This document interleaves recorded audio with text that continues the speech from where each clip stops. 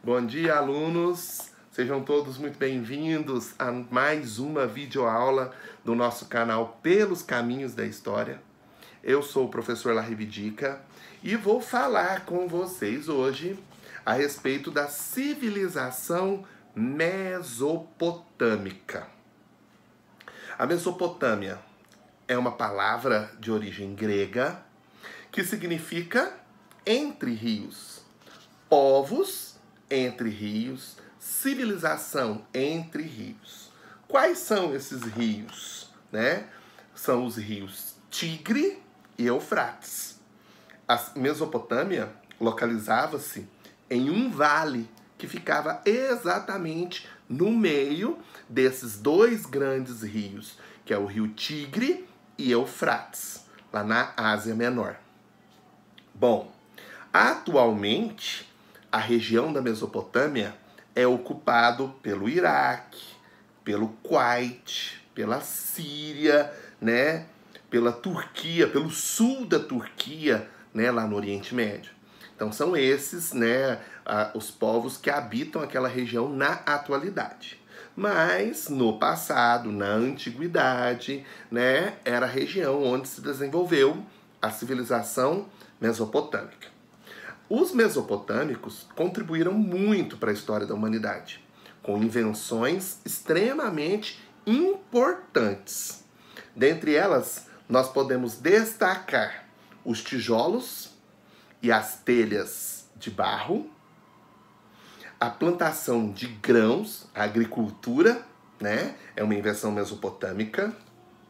Os veículos com roda, a roda, né, foi inventada pelos mesopotâmicos, e a linguagem escrita. Então, coisas que para nós atualmente podem parecer banais, pequenas, né, naquela época provocaram inúmeras mudanças para a sociedade da época, para os povos que viviam, né, naquela época. Bom, os povos mesopotâmicos. Quais eram, né, esses povos que se fixaram, que se dirigiram para a região da Mesopotâmia? Os primeiros a se fixarem na região foram os sumérios, que se fixaram lá no vale entre os rios Tigre e Eufrates por volta de 4.000 anos antes de Cristo. Depois dos sumérios vieram os acádios, por volta de 2.200 anos antes de Cristo. Depois dos acádios, vieram os babilônios ou amoritas, que são o mesmo povo, que se fixaram no vale dos rios Tigre e Eufrates por volta de 1.900 anos antes de Cristo.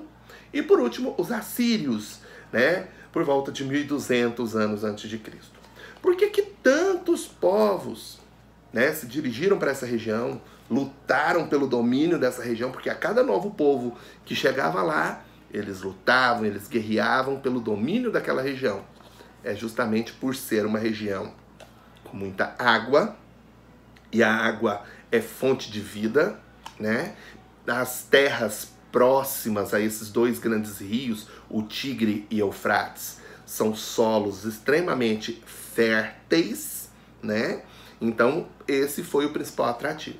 A Mesopotâmia é considerada como uma civilização hidráulica, por se desenvolver às margens de um grande rio, por viver na dependência dos solos férteis desse grande rio. As primeiras cidades que surgiram na região, né, e a sedentarização também é algo proporcionado pelos mesopotâmicos. O primeiro local onde a sedentarização ocorreu foi na região do Vale dos Rios Tigres e Eufrates, né? Então, as primeiras cidades, os primeiros núcleos urbanos surgiram na região junto com a chegada dos sumérios, por volta de 4.000 anos antes de Cristo. Quais eram esses primeiros núcleos urbanos? Uruk, Lagash, Ur, Sumer, Uman, Kish, Nippur e Akkad. Essas eram as principais cidades, os principais centros urbanos da região da Mesopotâmia. A organização política do povo mesopotâmico, né, foi marcada pela descentralização. Ou seja, eles se compunham em cidades-estado. E aqui nós temos a principal diferença com a civilização que vai se formar na região do Vale do Rio Nilo, o Egito. O Egito foi uma civilização altamente centralizada politicamente, onde o poder emanava das mãos de uma única pessoa. Na Mesopotâmia, não. Lá, cada cidade tinha o seu governante e cada uma dessas cidades não se submetia a um governante maior que detinha todo o poder e que comandava toda a Mesopotâmia. Isso não aconteceu, né? Então, por isso, das cidades lá serem conhecidas como cidades-estado. Politicamente, prevalecia uma monarquia teocrática. E aqui nós temos uma semelhança com o Egito. Anteriormente eu disse a diferença e agora eu aponto uma semelhança. Então, tanto o Egito quanto a Mesopotâmia correspondiam a monarquias teocráticas, ou seja, o rei com poderes políticos e religiosos nas mãos. Então, ao mesmo tempo que ele era o rei que comandava politicamente uma determinada região, ele era uma divindade. Ele era um Deus vivo, né? Ele comandava a religiosidade da civilização. Então, tanto no Egito quanto na Mesopotâmia, isso prevaleceu. Na religião, eles eram politeístas. O que isso quer dizer? Que eles acreditavam em vários e vários deuses. Eles não tinham a crença em um Deus único. Nesse ponto, eles também se assemelham aos egípcios, que também eram politeístas. A cultura religiosa mesopotâmica admitia divindades, deuses e demônios. A existência do bem e do mal, ela era muito bem determinada, muito bem definida. As divindades, os deuses, né, mesopotâmicos, eram figuras antropomórficas, ou seja, os deuses tinham formas humanas. Já os demônios eram figuras zoomórficas, ou seja, forma meio humana, meio animal. Por volta de 4000 a.C., eles criaram um sistema de escrita, que vai ficar conhecido como escrita cuneiforme, porque os caracteres tinham forma de cunha, de uma meia-lua, né? Com aproximadamente 1500 sinais de associações dessas cunhas, que representavam sílabas e até mesmo palavras. O rei babilônico Hammurabi, por volta de 1780 a.C., criou o primeiro código de leis escrito da história da humanidade. Era o chamado Código de Hammurabi. Eu não estou aqui dizendo que esse foi o único código de leis escrito que existiu. Nós tivemos outros códigos de lei escritos de outros povos, de outras civilizações. Os 10 mandamentos dos hebreus eram um código de leis escrito também, né? Porém, o primeiro código de leis escrito da história da humanidade foi criado por Hammurabi, rei babilônico, um dos povos que constituiu a região da Mesopotâmia por volta do ano 1780 a.C., né?